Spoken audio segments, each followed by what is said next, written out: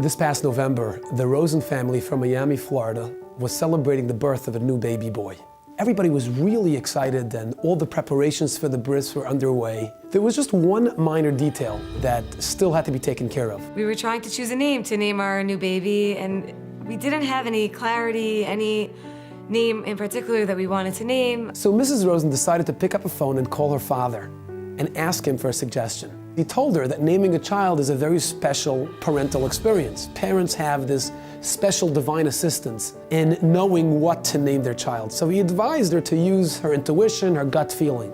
But then he said, if you can't come up with any ideas, let me just mention that we had a very special grandfather in the family. His name was David Chai. My father suggested that we sleep on it, and the morning of the bris, we look at the baby and see if we have a strong feeling when we look at him, knowing what the name should be. The morning of the bris, Mr. and Mrs. Rosen finally came up with a right name.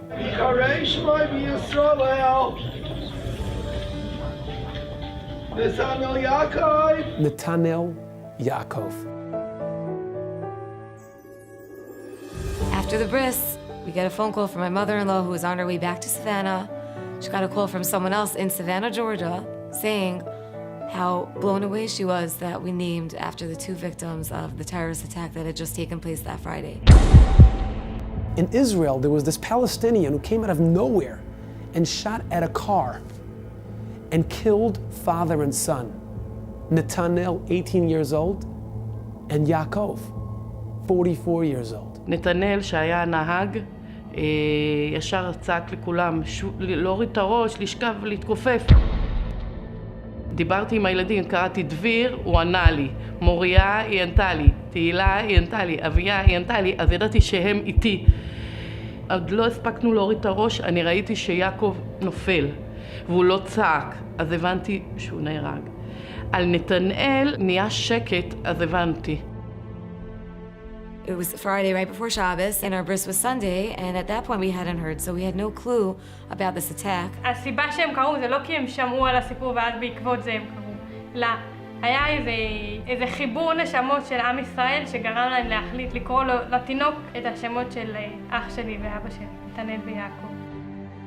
I was blown away by the first part of that story, and then a week later, coming home from shul, my wife comes to the front door with this complete, happy, emotional reaction that I had never seen before. I was like, I'm coming home from shul, what's going on?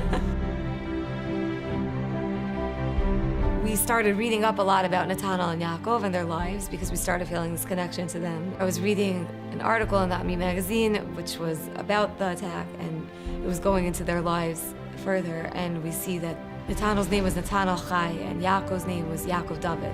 I read the article, I read it again, I see Yaakov David, Netanel Chai, David Chai, Netanel Yaakov. The second names was the name of her grandfather that her father initially suggested for her child. We were going to name after him. I mean, that was our other option.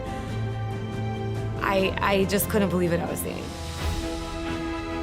I think this story is a powerful reminder of how truly connected we are as a people.